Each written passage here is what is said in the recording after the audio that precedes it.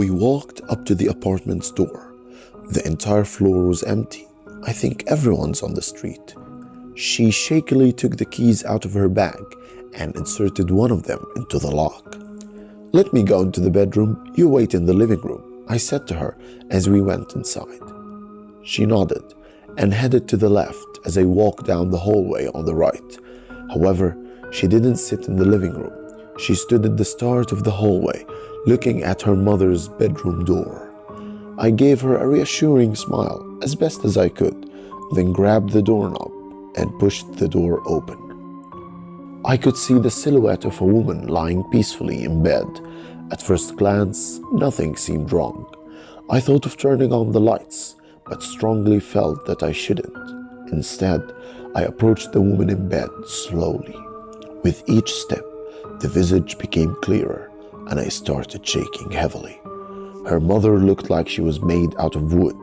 Her face was so stiff and solid, a carving of a facial expression frozen into the shape of a silent scream. Her mouth was gaping, stretched beyond its limit in a never-ending silent wail. Her eyes were like two blood clots. Two streams of blood that once poured from her eyes were drying on each side of her face. The pupils themselves were nowhere to be seen. Both eyes were an incomprehensible mass of red and black.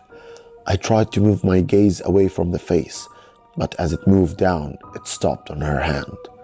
It was clutched so tightly to the side of the bed, the fingers burrowed so deep against the flexible mattress that two of them had the nails broken backwards. The smallest finger couldn't force its way as hard as the other ones, and its last joint itself was bent unnaturally, with a small piece of the bone protruding out of the dried skin. The truly sickening thing was the smell in the room. It was incredibly pleasant. A mix of scented candles and the distinct smell of soap and old people. The smell of the room was welcoming and cozy, a comfortable smell, almost an inviting one. I had to get out of this room.